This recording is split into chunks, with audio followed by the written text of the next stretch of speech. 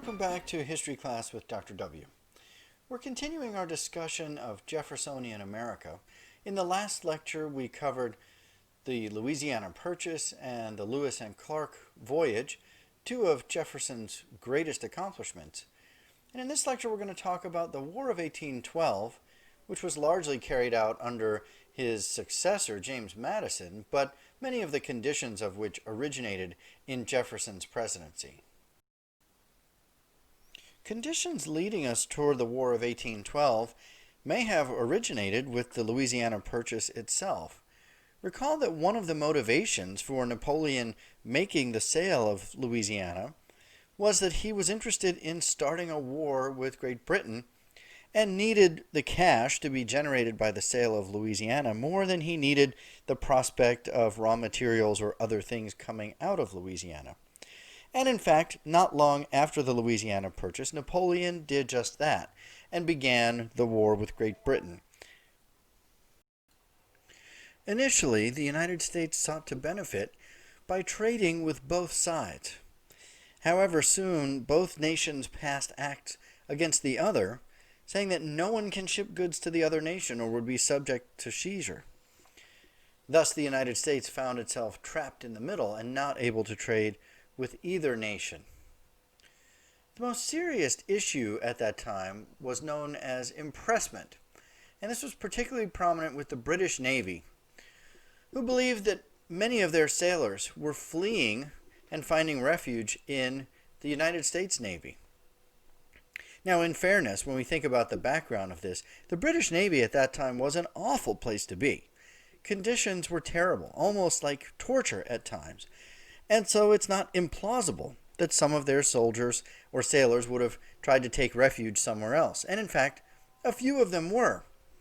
But the British were abusing this policy of impressment, stopping American ships and taking back their sailors. Occasionally, they were even taking American sailors. So this became a real sore spot between the two countries. In 1807, this practice broke out into violence when the British ship called the Leopard boarded the U.S. Chesapeake, killed 3 sailors, and carried off 4 men, only one of whom was British. In the aftermath of this, there were calls for war from some Americans. But realistically, the United States was in no position to go to war with Britain at that time. So Jefferson's response is the Embargo Act of 1807. While it may have seemed reasonable at the time, the Embargo Act is probably, at the end of the day, the greatest disaster of Jefferson's presidency.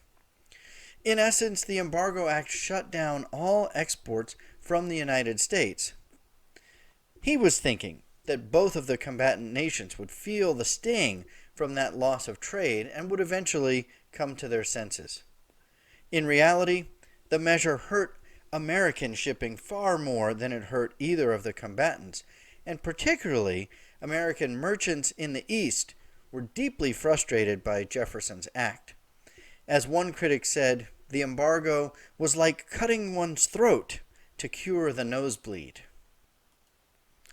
In 1808, James Madison was elected president and replaced Jefferson.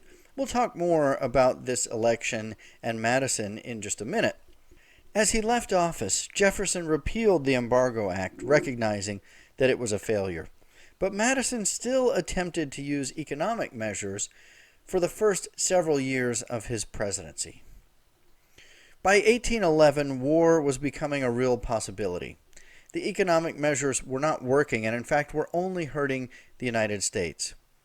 The British had also stepped up their campaign against neutral nations, including the United States.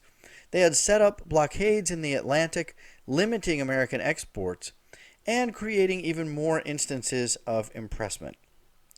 In the South and the West, cotton exports had dropped and caused an economic depression. Many in these regions were calling for war. These folks were known as the War Hawks, led by Henry Clay, the Speaker of the House of Representatives from Kentucky. There were also rumors that the British were inciting Indian attacks on the frontier, which even further created calls for war. And we're going to talk about Indian relations in the next lecture. On June 1st, 1812, Madison declared war against the British. The causes listed were impressment of American sailors, the spilling of American blood in the Chesapeake affair, the economic warfare, blockades and such, and inciting war with the Indians. Others mentioned another cause. Perhaps this was an opportunity to take Canada from the British. Many thought it would be easy. Jefferson himself said that taking Canada would be, quote, just a matter of marching. So American involvement in the War of 1812 was declared by James Madison. Madison was elected in the presidential election of 1808 and essentially was a handoff of leadership between Thomas Jefferson and James Madison, two Virginians and two Republicans who had shared lengthy ties with each other all the way back to the Revolutionary era. Madison, recall, was one of the principal architects of the Constitution. He had drafted the Bill of Rights, and he had served as Jefferson's Secretary of State. So he was well qualified and had a long track record in governance. But as described, he inherited a real foreign relations issue from Jefferson. This conflict, particularly with the British, but involving the war against both Britain and France on the seas, was creating real headaches. Madison attempted to appease the situation with economic acts. At one point, there was a proposal to allow in goods from either of the combatant countries if they were transported on American ships. That measure failed, but another measure, known as Bacon's Bill No. 2, this was proposed by Nathaniel Bacon, did pass.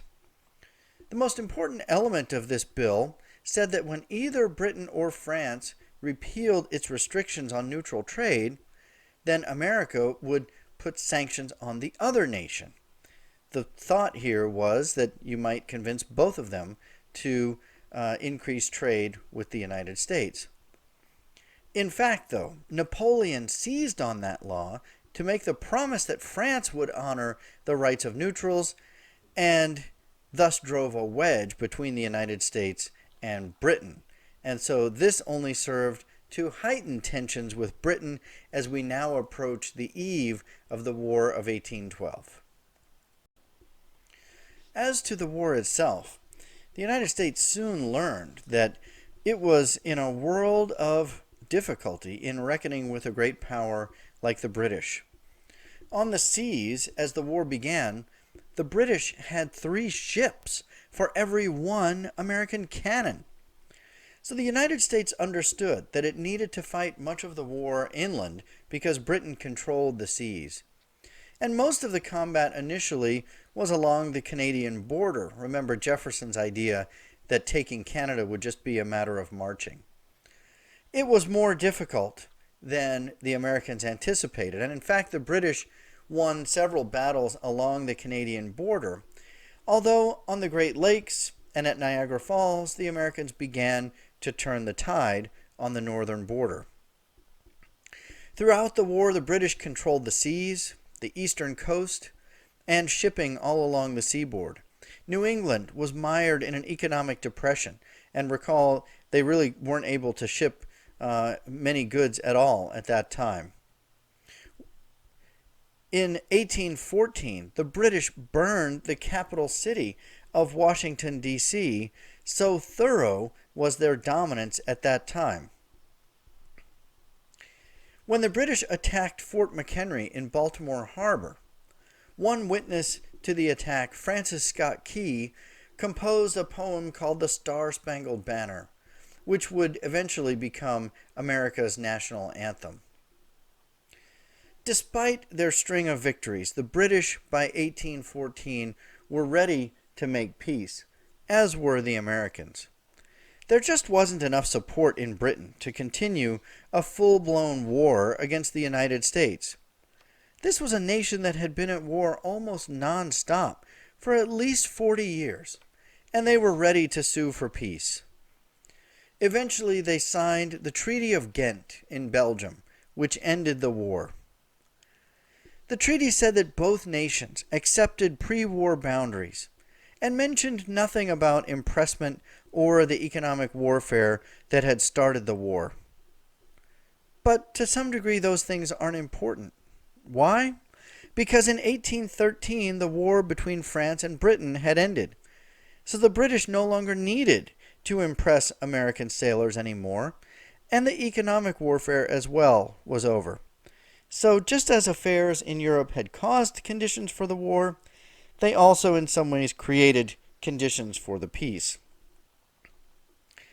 Most historians agree that had the conflict continued and had Britain wished to do so, they could have dealt the United States a much more grievous defeat. There's one last anecdote to relate from the War of 1812. It took some time for the peace treaty to make its way from Belgium to the United States. So after we had signed the treaty, but before anyone in the United States knew about it, there was one last battle at New Orleans.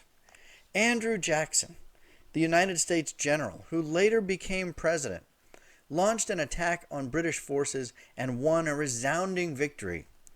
He would be hailed as a hero and became one of the key political figures in the United States for the next 30 years. This painting depicts that Battle of New Orleans, which again is kind of an odd point in history because the war was already over, but Andrew Jackson and the other combatants just didn't know it yet. What were some of the results of the War of 1812?